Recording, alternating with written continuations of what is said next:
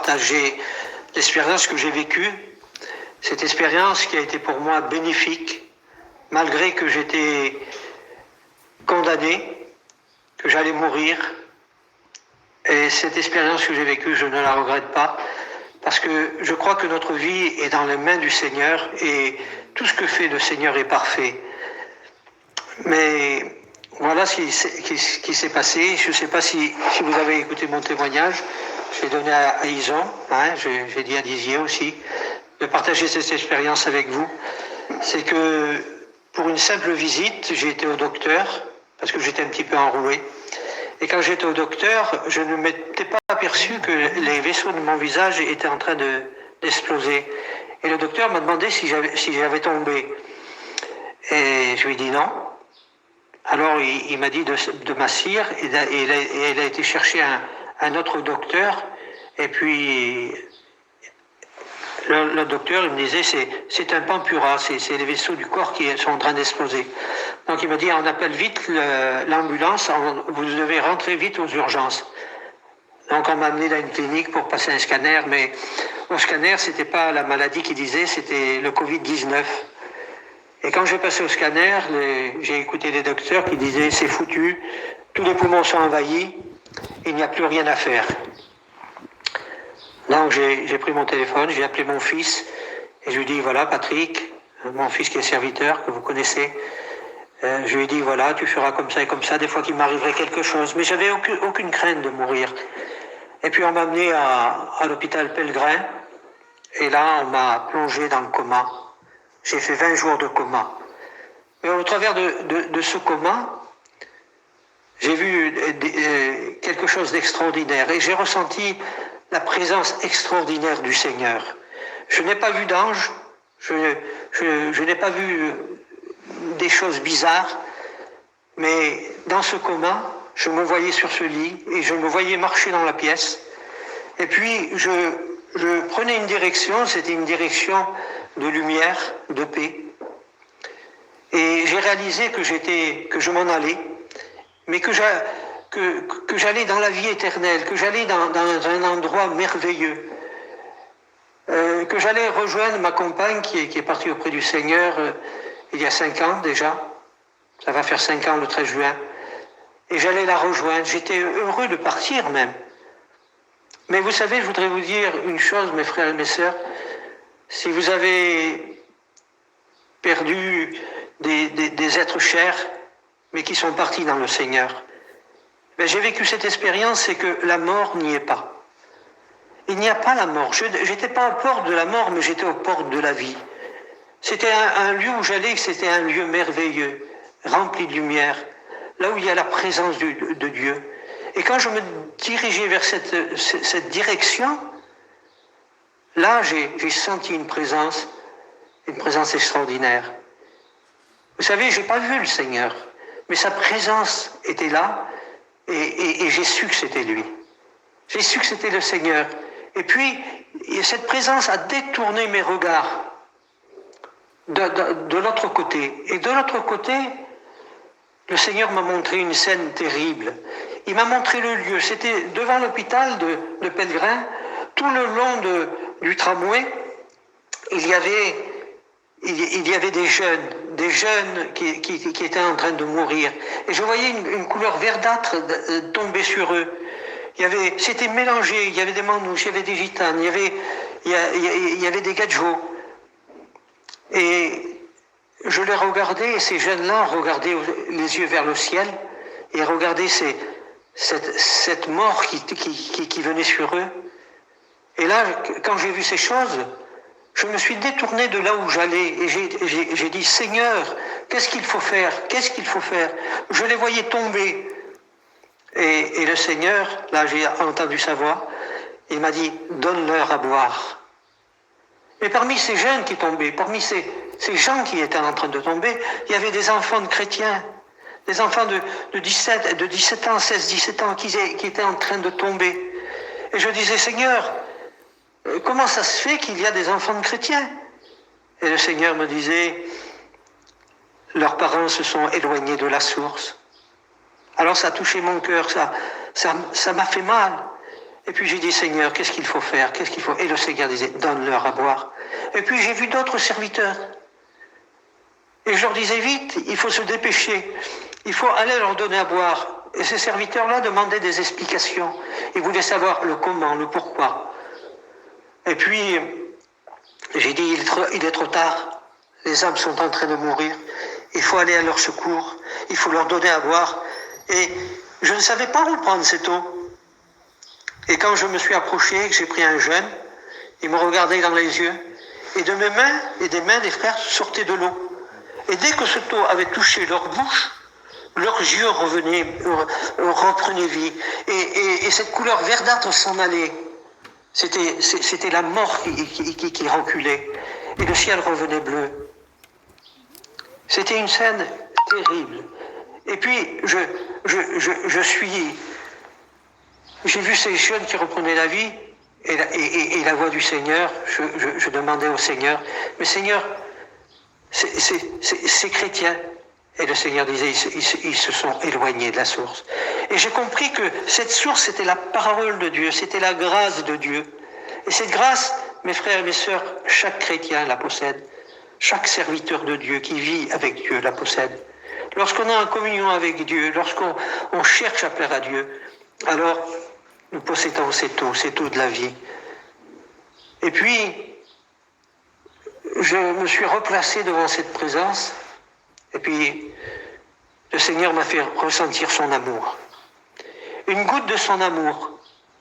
Je suis tombé à genoux et je demandais pardon à Dieu. Pardon à Dieu comme si j'étais le pire des pécheurs, comme si je ne connaissais pas Dieu. Il y a 40 ans que je lis la Bible et que je l'étudie. Mais là, toute connaissance était balayée. Il n'y avait que la présence de Dieu, il y avait que son amour, il y avait que la lumière. Et puis le Seigneur a transformé complètement ma vie. Je demandais pardon à Dieu. Les seuls mots que je pouvais prononcer, c'est pardon à Dieu. Et je pleurais à genoux devant le Seigneur. Et je me voyais. Et là, cet amour a envahi ma vie. Et cet amour a changé ma vision. Cet amour m'a ressuscité. Et le Seigneur m'a ramené 5 ans en arrière, quand ma femme est partie auprès du Seigneur. Là, j'avais le cœur arraché, le cœur déchiré. J'étais brisé dans mon âme. Et j'avais fait cette promesse à Dieu. Et même elle avant de partir, lorsqu'elle n'était pas malade, elle me posait cette question. Si jamais je mourirais, est-ce que tu servirais toujours le Seigneur? Et je disais oui, je servirai toujours le Seigneur. Parce que moi qui dis aux autres de prendre courage, qui a l'espérance de la vie éternelle, et si ça m'arrivait à moi, je ne pourrais pas dire ces choses. Alors je serais un menteur, j'aurais menti aux gens. Et puis, elle est partie auprès du Seigneur.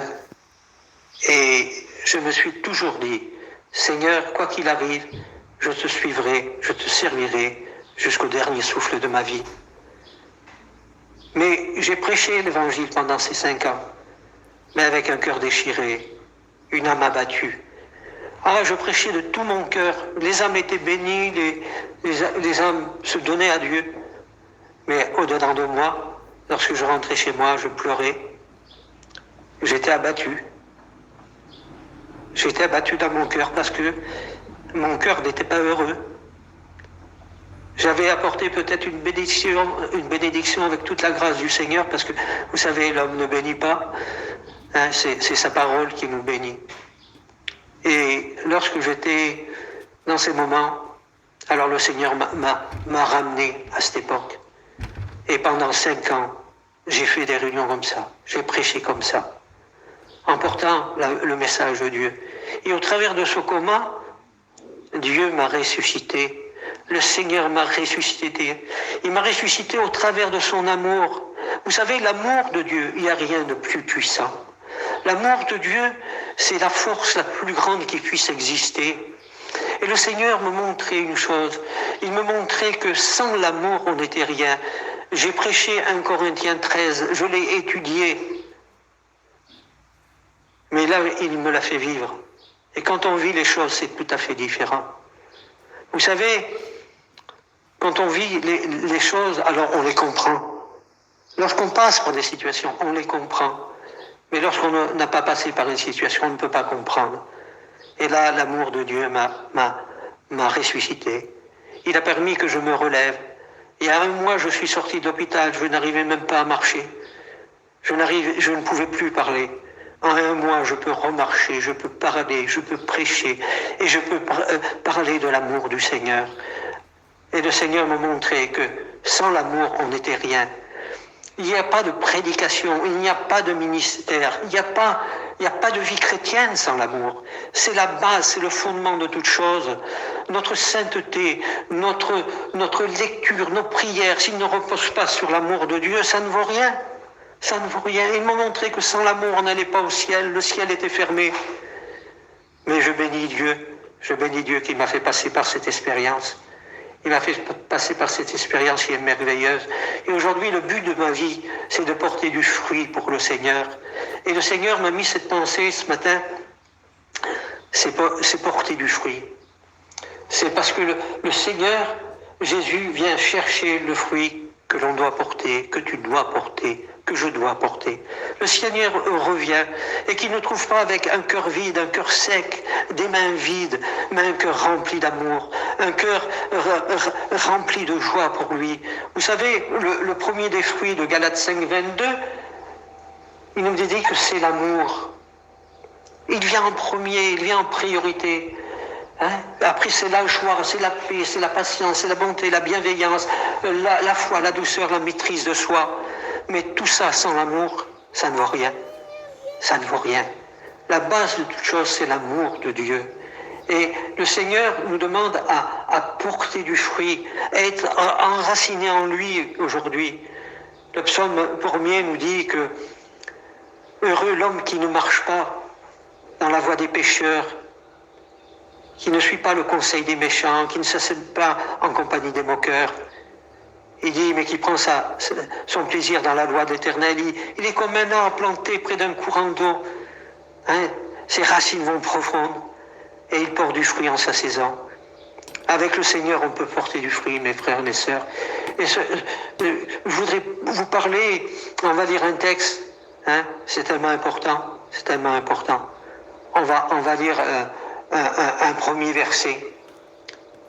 C'est dans l'Épître aux Romains, chapitre 6, élevé à partir du verset 20. Il nous est dit, quel fruit,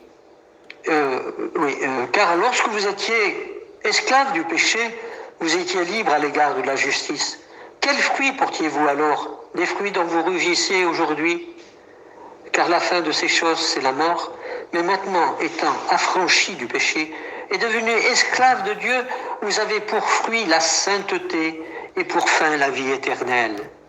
Éphésiens 5:8 nous dit, autrefois vous étiez ténèbres et maintenant vous êtes lumière dans le Seigneur.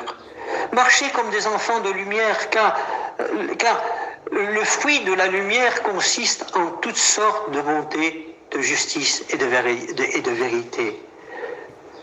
Mes frères, mes sœurs, Église du Seigneur, vous savez, aujourd'hui, on peut presque tout mesurer avec des instruments de mesure de plus en plus perfectionnés. On peut calculer la distance de la Terre à la Lune, de la Terre aux planètes les plus éloignées dans l'espace, sachant que la vitesse lumière, c'est 30 000 kilomètres, 300 000 kilomètres à la seconde. On peut mesurer toutes ces choses, mais on ne peut pas mesurer, calculer l'amour infini, éternel de Dieu. On ne peut pas mesurer sa hauteur, sa largeur, sa longueur, sa profondeur. Sa hauteur, c'est là où il est descendu. Sa largeur, c'est ses mains en croix lorsqu'il a été crucifié.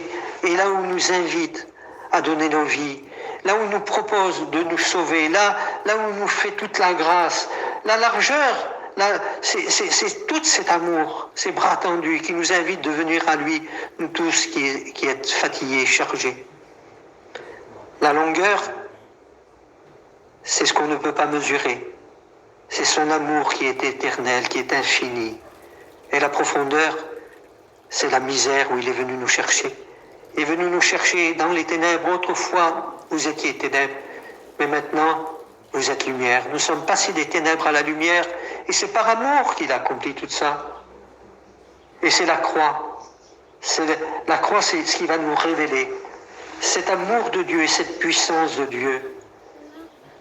Et lorsque nous avons cru en lui, alors la foi va agir par l'amour, et c'est une foi qui est fondée et qui repose sur l'amour. L'amour, c'est la lumière. La haine, c'est les ténèbres. Et il n'y a pas de vie sans lumière. Il n'y a pas de fruits sans lumière. Des fruits, pour qu'ils poussent, il faut la lumière. Et l'amour de Dieu, parce que le Seigneur a posé cette question un jour à un homme, un docteur de la loi, qui est-il écrit dans la loi, il a pu dire tu aimeras ton Dieu de tout ton cœur, de toute ton âme, de toute ta force et de toute ta pensée, et ton prochain comme toi-même. L'amour de Dieu et du prochain se complètent. Si on aime Dieu qu'on ne voit pas, on doit aimer notre prochain qu'on voit. Luc parle, Luc 10 ce docteur va parler de ces choses. Il va dire qu'il faut aimer Dieu sans limite et aimer son prochain comme soi-même.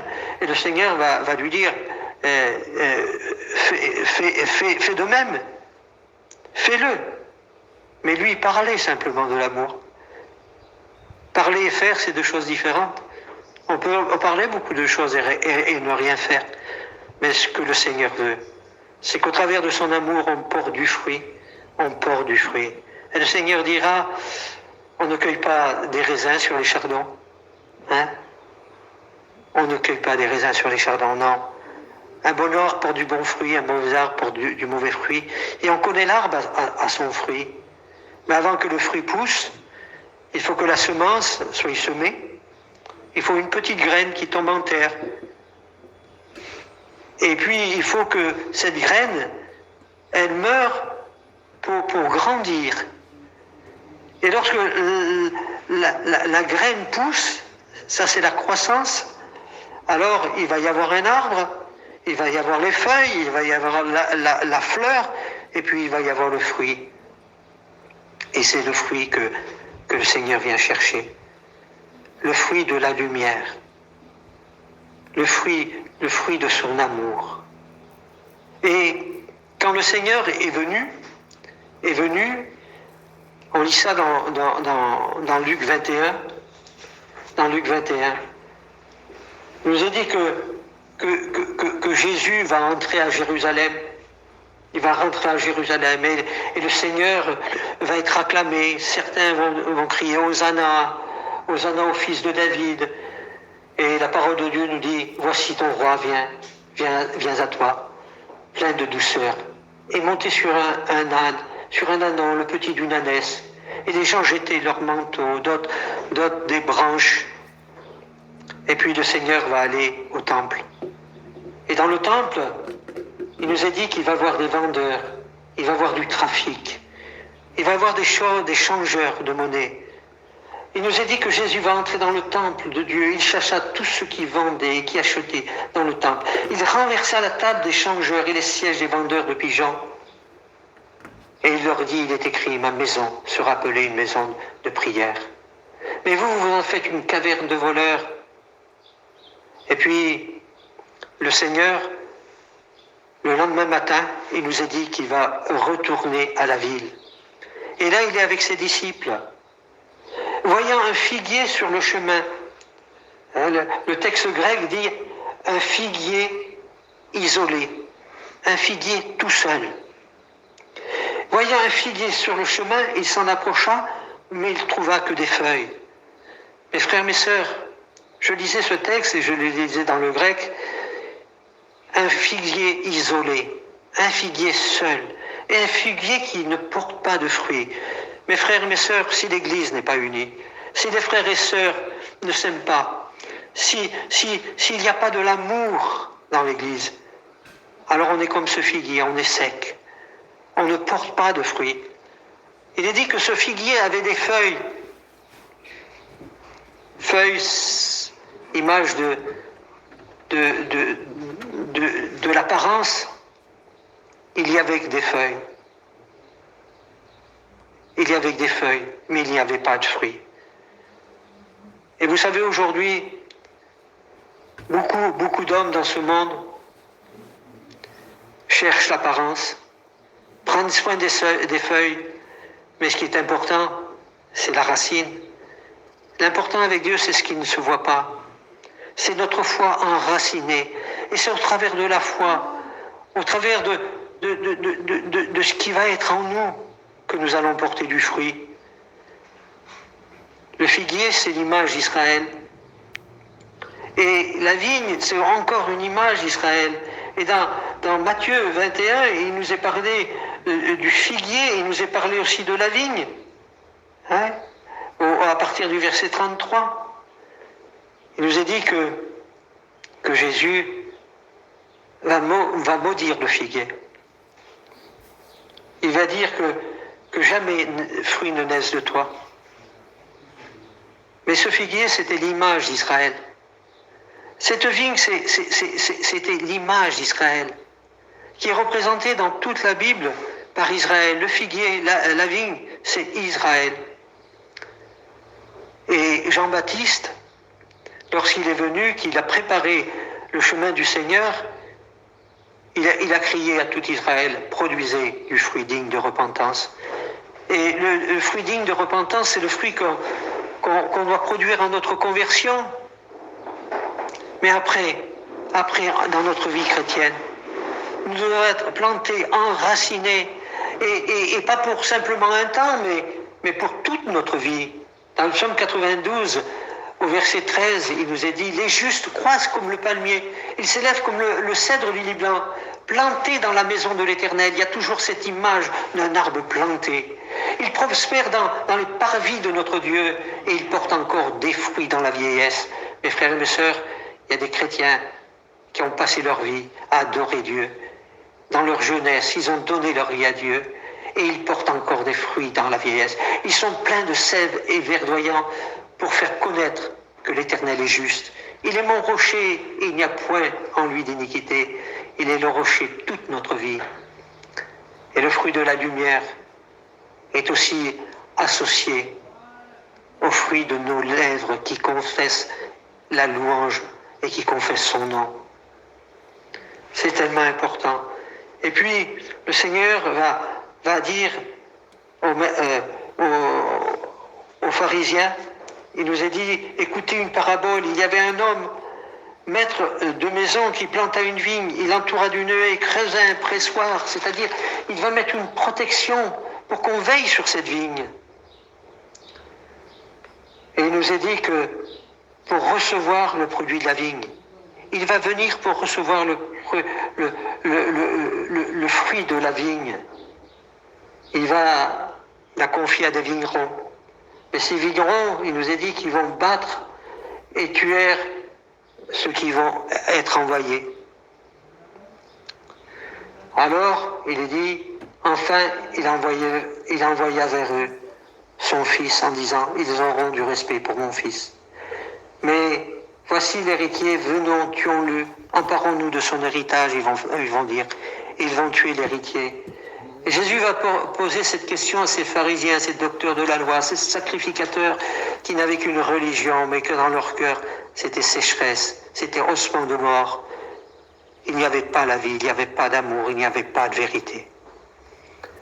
Et ils répondirent, il fera périr.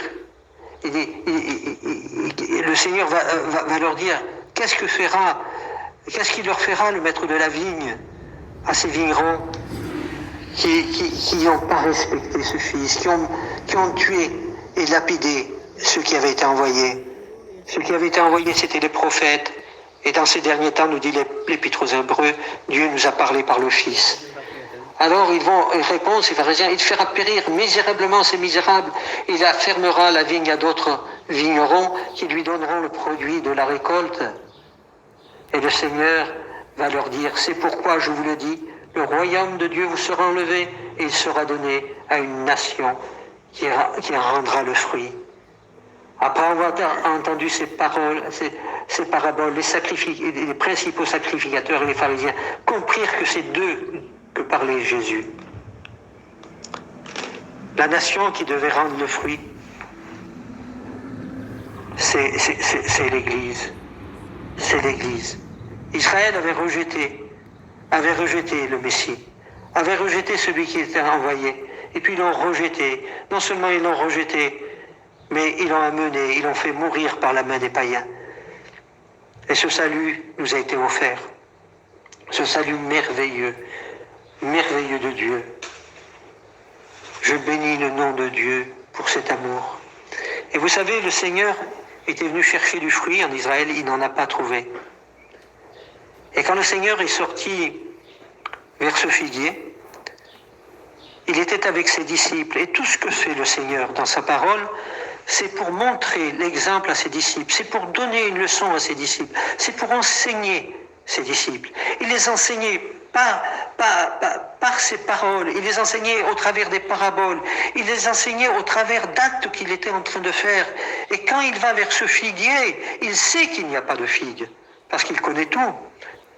Il connaît nos cœurs, il connaît nos pensées, il connaît tout, le Seigneur. Mais il va s'approcher de ce figuier, il va plonger sa main dans les feuilles, et là, il n'y a pas de fruit.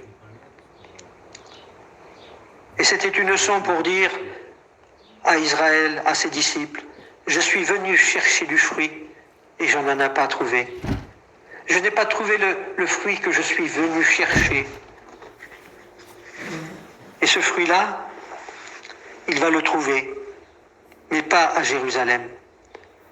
Quand il va se diriger à Jéricho, Jésus va repartir, va aller à Jéricho. Et là, il nous est dit qu'un homme de petite taille va monter dans un sycomore. Et le sycomore fait partie de la famille des figuiers.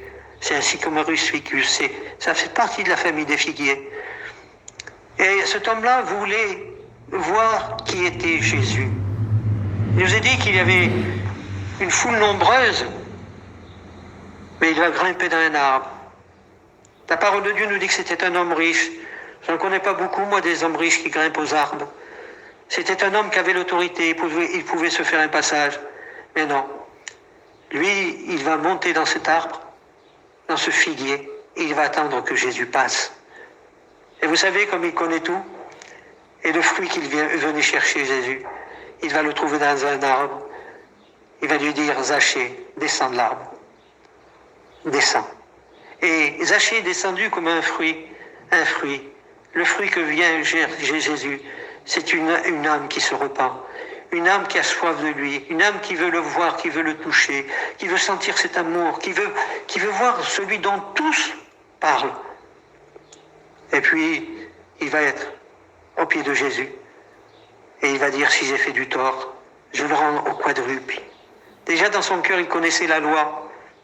Il connaissait la loi. Et son cœur n'était pas un cœur mauvais. Peut-être il avait une apparence. Il était percepteur d'impôts. Son apparence faisait fuir les gens. Mais son cœur, Jésus a vu son cœur. Ne vous fiez jamais aux apparences, mais regardez au cœur. Regardez. Vous savez, pour connaître quelqu'un, il faut vivre avec. On ne connaît pas quelqu'un si on ne vit pas avec. Mais comme Jésus, lui, connaît nos cœurs, alors il va dire, aujourd'hui même, le salut est entré dans cette maison. Et moi, je bénis le nom de Dieu, le nom du Seigneur, parce que le fruit le plus beau, le plus merveilleux, c'est l'amour. C'est le premier des fruits. Et le Seigneur m'a montré au travers de ces expériences que l'amour, c'était capital. C'était capital. Mes frères et mes sœurs, je connais l'Église d'Isan. Je connais mes frères, je connais mes sœurs, et je sais que vous aimez Dieu de tout votre cœur. Et je sais que vous êtes une Église qui portez du fruit. Je connais mes frères serviteurs, je sais que c'est des hommes fidèles qui vous enseignent la parole, qui ont un cœur pour Dieu et qui vivent pour Dieu. Je sais que dans leur cœur, il y a un fruit. Et ce fruit-là, moi, je suis heureux. Je suis heureux et fier de vous avoir comme frères et sœurs, parce que je sais que vous portez du fruit. Mais dans notre vie chrétienne, dans notre marche avec Dieu, le Seigneur va nous dire d'être attachés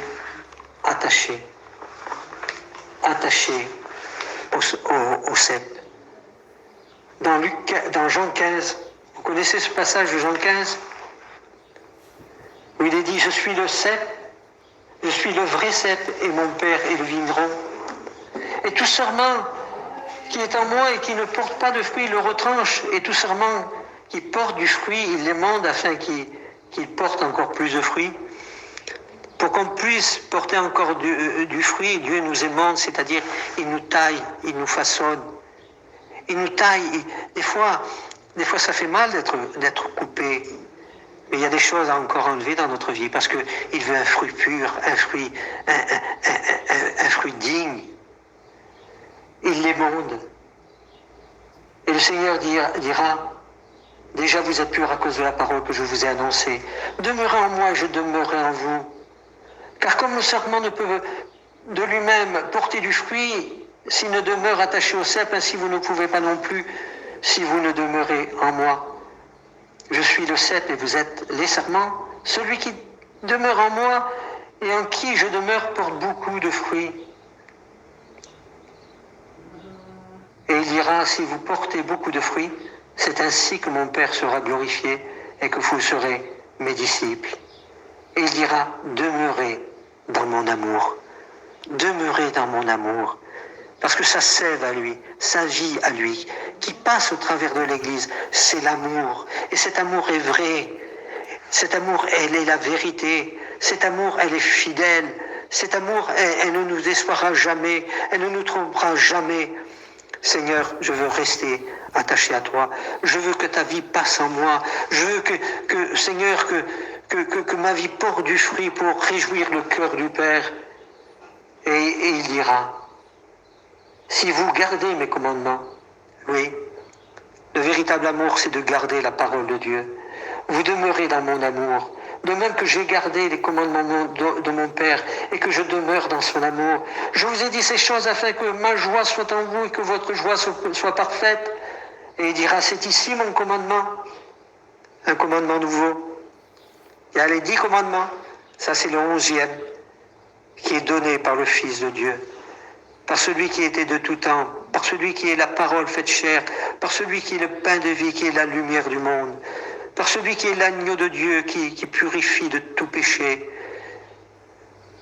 par celui qui est le Fils éternel de Dieu. Et il va donner ce commandement, c'est ici mon commandement, aimez-vous les uns les autres comme je vous ai aimés. Et il dira, il n'y a pas de plus grand amour que de donner sa vie pour ses amis. Il a donné sa vie pour nous. Il a donné sa vie pour nous. Et il peut nous dire, je ne vous appelle plus serviteur, parce que le serviteur ne sait pas ce que son maître fait, mais je vous ai appelé ami. Je vous ai appelé ami. Et je vous ai fait connaître tout ce que j'ai appris de mon Père. Il nous a appelés serviteurs, il nous a appelés amis. Mais quand il est parti, présentant le salut au Père, il a pu dire, je m'en vais vers mon Dieu et vers votre Dieu.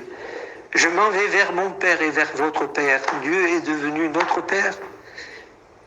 Et c'est par amour qu'il a fait. Mes frères et sœurs, que nos cœurs ne soient pas secs. Sans l'amour, il n'y a rien. Et quand j'étais dans ce coma, vous savez ce que le Seigneur m'a dit?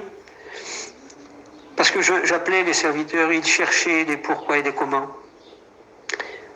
Beaucoup d'orgueil chez les serviteurs. Et ça m'attristait profondément, ça. Beaucoup d'orgueil.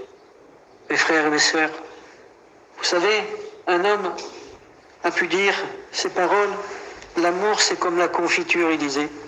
Moins il y en a, plus on l'étale. Et l'humilité c'est pareil. Des fois sous un aspect d'amour, un aspect d'humilité, on étale ce qu'on fait, ce qu'on dit. J'ai dit, j'ai fait, c'est moi. J'ai guéri, j'ai imposé les mains. Non, la gloire doit être à notre Dieu. Jean pouvait dire, avec un cœur rempli d'amour, il faut qu'il croisse et que je diminue. Et vous savez, le plus important, ce sera cet amour qui nous bénit. Et il y avait un homme qui était un pasteur, un serviteur de Dieu. qui avait été fait, qui avait été enlevé de sa famille, c'était pendant l'époque du communisme en Russie. Il prêchait la parole, il connaissait la parole de Dieu. Les âmes se donnaient à Dieu. Et ces communistes l'ont pris, ils l'ont déporté en Sibérie. Ils l'ont kidnappé. Et il s'est trouvé en Sibérie. Il avait une femme, il avait des enfants. Et 20 ans, il est resté en Sibérie. Là, il n'avait plus de Bible. Il n'y avait plus rien.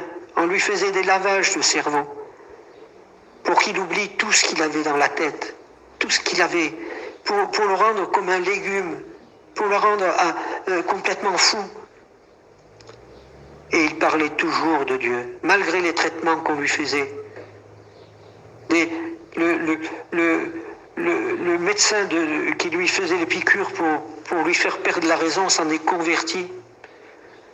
Parce que ça ne lui faisait rien. Dieu le gardait. Et puis il a tellement souffert. Et on ne pouvait pas venir à bout de lui. C'est que 20 ans après, ils l'ont relâché. Et puis il a recherché sa femme et ses enfants.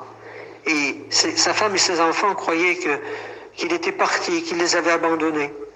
Et quand il est rentré chez lui, il a tout expliqué. Il a expliqué qu'on l'avait pris, qu'on l'avait embarqué, et qu'il avait fait ses 20 ans de camp de travail en Sibérie, avec des froids atroces. Il a dit, j'en dormais plus, j'avais plus de Bible. Mais ce qui m'a aidé à vivre, c'est de me souvenir de 3 choses. C'est qu'il y a un Dieu, que Jésus est mon sauveur, et que le meilleur des chemins, c'est l'amour. Frères et sœurs, s'il n'y a pas d'amour, il n'y a rien. C'est pour ça qu'il faut s'aimer les uns les autres. Et s'il y a des choses qu'on ne comprend pas, des fois, il peut y avoir des choses qu'on ne comprend pas, des fois un mot mal compris. Parlons à nos frères, parlons à nos sœurs. Ne restez pas avec des mauvaises pensées, des mauvaises idées qui pourraient germer. Parce que le fruit de la lumière, il nous est dit, il consiste en toutes sortes de bonté, de justice et de vérité. Le fruit de la lumière est associé à l'amour, à la bonté, à la justice, à la vérité, est associé à la louange de nos cœurs. Alors mes frères et mes sœurs, combien il est important de le louer, de le bénir. Et quand on regarde à la croix, ce qu'il a accompli pour nous, dans le ciel de gloire, il était servi par les anges. Les anges l'adoraient, le célébraient. Il s'est dépouillé de tout, mes frères et mes sœurs. Il s'est dépouillé de cette gloire qu'il avait auprès du Père pour venir prendre un corps d'homme, pour venir souffrir, être crucifié, être mis à mort. Il s'est dépouillé, nous dit la Bible. Il n'a pas regardé son égalité avec le Père, mais par amour pour le Père, par amour pour nous, il s'est dépouillé de toute sa gloire. Il est descendu du ciel, mais la seule chose qui n'a pas pu se dépouiller, c'est de son amour. Et c'est l'amour qui est descendu sur la terre. Et c'est cet amour qui a pu dire, moi je suis venu guérir les cœurs brisés. Je suis venu délivrer les captifs. Quelle puissance il y a dans son amour. Je veux m'attacher à ton amour, Seigneur. Je veux être comme ce serment, Seigneur. Je veux que cet amour, Seigneur, qui est représenté par la sève qui passe au travers du cep, Seigneur, fasse porter du fruit à ma vie. Mais ces fruits, le Cantique des Cantiques au chapitre 7 et verset 13, il nous est dit, les meilleurs fruits, dit la Sunamite, je les ai gardés pour toi. Les fruits anciens, les fruits nouveaux, c'est-à-dire tous les fruits que ma vie peut porter, je les garde pour toi, Seigneur. C'est pour lui le fruit. Et vous savez, quand Jésus a traversé le sanctuaire, a traversé le sanctuaire et est entré dans le sanctuaire qui n'est pas fait de main d'homme, il est dit dans la parole de Dieu, me voici avec les enfants que tu m'as donnés. C'était son Église qu'il portait devant le Père. Et cette Église, c'est ton nom à toi qui écoute. C'est mon nom, c'est le nom de mes frères, de mes sœurs, des prédicateurs, de tous ceux qui sont nés de nouveau. De tous ceux qui sont nés de nouveau. C'est ce nom-là.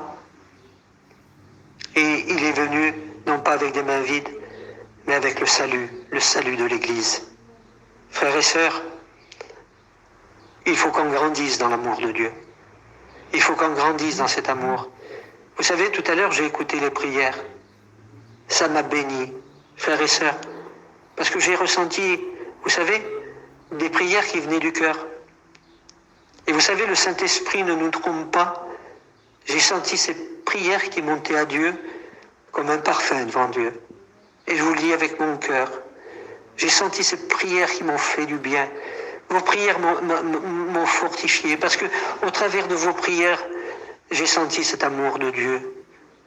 Parce qu'en vous, il y a l'amour de Dieu. Dans mes frères, dans les serviteurs, il y a l'amour de Dieu. Et cet amour de Dieu nous conduit dans un chemin de justice, nous conduit dans un chemin de paix. Frères et sœurs, servons le Seigneur de tout notre cœur, de toute notre âme. Et au travers de ces moments que j'ai passés à l'hôpital, j'ai souffert énormément parce qu'on n'arrivait pas à m'endormir. Alors c'était comme si on m'arrosait d'essence et qu'on me brûlait vivant. Je croyais mourir par la souffrance. On n'arrivait pas à m'endormir. Et ils m'ont mis de plus fortes doses et ils ont arrivé à me plonger dans le coma. Mais malgré les souffrances que j'ai passées, malgré que ma vie s'arrêtait là, je ne regrette pas. Et je peux vous dire une chose, quand un chrétien s'en va, il n'y a pas la mort. Ça n'existe pas. Et je comprends pourquoi le Seigneur, vous savez, on peut lire les textes et comprendre ces autres choses. Je comprends pourquoi le Seigneur a pu dire, celui qui croit en moi, même s'il meurt, il vivra. Parce qu'il n'y a pas la mort. Il n'existe pas. C'est que vous rentrez dans la lumière, vous rentrez dans la paix, vous rentrez dans la joie. Et la mort n'y est pas. C'est que de la lumière, c'est que la présence de Dieu, c'est que de l'amour. Alors, Seigneur, combien je plains ceux qui partent sans le Seigneur. Mais si vous avez des bien-aimés qui sont partis auprès du Seigneur, je peux vous dire qu'ils sont rentrés dans la lumière.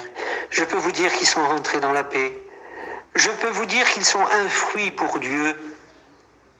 Frères et sœurs, que nos cœurs soient remplis d'amour. Vous savez, il m'a donné une nouvelle vision, il m'a donné un nouveau message. Et j'ai compris aujourd'hui ce que je n'avais peut-être pas compris. Je savais que Dieu était amour, mais je l'ai découvert sur une dimension que je ne connaissais pas. Parfois, on essaye d'étudier Dieu, d'expliquer Dieu, mais qui sommes-nous pour expliquer Dieu, étudier Dieu? Lui, il est le divin potier, et nous sommes l'argile.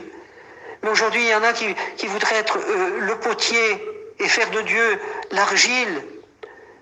Non, il faut se remettre dans la main du potier, parce que lui, il va nous façonner, va nous modeler à l'image de son Fils bien-aimé. Cette image d'amour, cette image de sainteté et de vérité. Il nous est dit que pour fruit, nous avons la sainteté. Et pour fin, la vie éternelle. Et ça, parce que il est monté à la croix du Calvaire. Mes frères et sœurs, n'oublions jamais, jamais, jamais l'amour de la croix. Aujourd'hui, il y a des messages, et j'en ai marre avec ces messages qui ne sauvent personne. Et des églises, c'est message sur message, message sur message.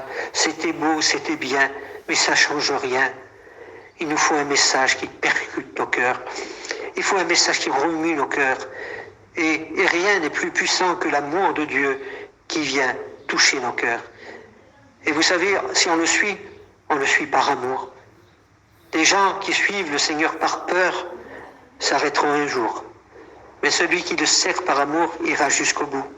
Le seul apôtre qui se trouve à la croix, c'est Jean. Jean qui est l'apôtre de l'amour et l'apôtre de la vérité, c'est le seul qui est au pied de la croix. Et quand Jésus est sur la croix, il lui confie sa mère, il lui confie Marie, sa mère dans la chair. Il dit, femme, voici ton fils, fils, voici ta mère. Et vous savez, l'amour ira jusqu'au bout. L'amour va jusqu'au sacrifice. Et du haut de la croix, Jésus va lui confier celle qu'il aime. Parce que Jésus aimait sa mère. Et il aimait Marie. Et il va lui confier. Certainement que Joseph était mort, était parti, et il lui confie Marie. Et vous savez, lorsqu'on va au pied de la croix, frères prédicateurs, lorsqu'on se tient au pied de la croix, et qu'on réalise qu'il est mort pour nous, mais que la mort n'a pas pu le retenir, et qu'il est ressuscité, et que maintenant il est à la droite de Dieu, quand on réalise ces choses, qu'à la croix, il nous a confié son Église, son troupeau. De son côté, écoulé de l'eau et du sang. Il a donné tout son sang. Il a donné tout son sang. Plus une goutte de sang. Par amour pour nous. Il a été couronné d'épines. On lui a percé les mains et les pieds. Et je ne veux jamais oublier cette image de la croix. Aujourd'hui, on va vous parler de la taille de l'arche de Noé, de la longueur, de combien il y a d'étoiles, combien... C'est pas ça qui nous sauve. Ce qui nous sauve, c'est le message de Christ crucifié. C'est le message de tout l'amour de Dieu. C'est la puissance de Dieu. Et sa puissance se trouve dans l'amour. Parce que Jésus nous dit dans Jean 3,16, c'est le thème central, et puis je vais arrêter, je ne voudrais pas être trop long, on va prier le Seigneur. Et où il est dit, car Dieu a tant aimé le monde, qu'il a donné son Fils unique afin que quiconque croit en lui ne périsse point, mais qu'il ait la vie éternelle. On peut dire à quelqu'un, je t'aime. Voilà. Mais quand on dit à quelqu'un, je t'aime tant, au mot tant, ce petit mot qui est placé là, car Dieu a tant aimé, ce petit mot, il est immesurable, il est sans mesure, il est sans calcul. C'est l'amour infini et éternel de Dieu. Je t'aime tant. Comment on peut mesurer ce mot tant? Il nous aime pour l'éternité. Dans le livre de Jérémie, il est dit, je t'aime d'un amour éternel. Vous l'avez compris, le Seigneur? Hein? Et vous savez, lorsqu'il y a de l'amour dans nos cœurs, il n'y a plus de place pour le péché. Il n'y a plus de place pour la haine. Il n'y a plus de place pour la rancune. Il n'y a plus de place pour les ténèbres. Non, mais il y a l'amour du Seigneur. Cet amour qui est immesurable, incalculable. Cet amour qui est la personne même de Jésus. Vous savez, vous voulez faire une expérience? 1 Jean 4,8 nous dit que Dieu est amour. C'est le mot être, c'est son être, c'est ce qu'il est. Jésus, c'est son nom. C'est son nom. Lisez 1 Corinthiens 13, le passage où il dit que sans l'amour nous sommes rien. Et lorsque vous verrez le mot amour, lisez-le avec le nom de Jésus. Et vous allez voir apparaître le portrait de Jésus. Parce que l'amour qu'il y a dans 1 Corinthiens 13, il n'y a que Jésus qui la possède. Mais parce que nous avons mis notre foi, notre espérance, parce que nous avons accepté ce sacrifice en lui, alors cet amour parfait est dans notre cœur et dans notre vie. Et quand Dieu nous regarde aujourd'hui, il ne voit plus à nous, il voit son Fils bien-aimé qui a payé le prix à la croix du Calvaire. Alors frères et sœurs, veillons à nous aimer les uns les autres. Veillons à conserver l'amour, l'unité de l'esprit. Amen. On prie le Seigneur. Seigneur, je te loue de tout mon cœur. Je te loue de tout mon cœur de ce que tu es mon Dieu. Seigneur, d'avoir connu cette dimension que je ne connaissais pas, Seigneur. C'est plus grand que toute la connaissance, que toutes les sciences, Seigneur. Ton amour surpasse toute intelligence, Seigneur. Ton amour remplit mon cœur de paix, remplit mon cœur de joie. Et Seigneur, je sais, Seigneur, que mes frères et mes sœurs ont dans leur cœur la louange pour ton nom. Et nous voulons te louer. Je te loue ce matin, Seigneur. Je t'adore, Seigneur. Et que tout ce qui a le souffle de vie, Seigneur, que tout ce qui respire te loue, t'adore. Oui, tu es mon Dieu. Tu es celui qui a sauvé mes enfants, Seigneur. Seigneur, merci. Merci parce qu'un jour, nos yeux vont te voir, Seigneur. Tu reviens bientôt. Tu reviens chercher ton Église. Et au travers des difficultés de la vie, Seigneur, tu ramènes le rétrograde. Tu ramènes ceux qui sont éloignés de ta maison. Seigneur, Seigneur, tu es celui qui prend soin de nos vies. Seigneur, tu es celui qui nous a dit de chercher premièrement le royaume de Dieu et sa justice et tout le reste, Seigneur. Tout le reste, tu nous le donneras. Seigneur, tu connais nos besoins. Tu vois le cœur de mes frères et de mes sœurs. Peut-être qu'il y a des épreuves dans la vie, peut-être qu'il y a de la tristesse. Mais Seigneur, Seigneur, au travers des épreuves, au travers des deuils, Seigneur, nous voulons te louer, te bénir, parce que tu es digne d'adoration. Bénis ton Église, bénis mes frères, mes sœurs qui sont persécutés dans le monde entier. Seigneur, nous voulons avoir une pensée pour ceux qui souffrent, pour ceux qui sont malades, pour ceux qui sont abandonnés de la médecine, Seigneur, pour ces frères, Seigneur, qui ont perdu un être cher au travers de ce virus, pour ces frères serviteurs Seigneur, qui sont partis auprès de toi, et ces familles qui restent, Seigneur, console-les au nom de Jésus. Seigneur, que la louange te soit donnée de ton Église et que toute la gloire te soit donnée, Seigneur. Oui, tu nous as aimés à nous. Seigneur, nous qui étions que poussière. Seigneur, tu nous as pas rejetés, Seigneur. Mais tu as mis un souffle de vie, un souffle d'amour, un souffle de vérité, un souffle de sainteté dans nos cœurs. Et nous voulons réaliser, Seigneur, que nous sommes cette nouvelle créature, Seigneur, créée en Christ. Merci, Seigneur, ce matin. Merci d'être uni à mes frères, à mes sœurs.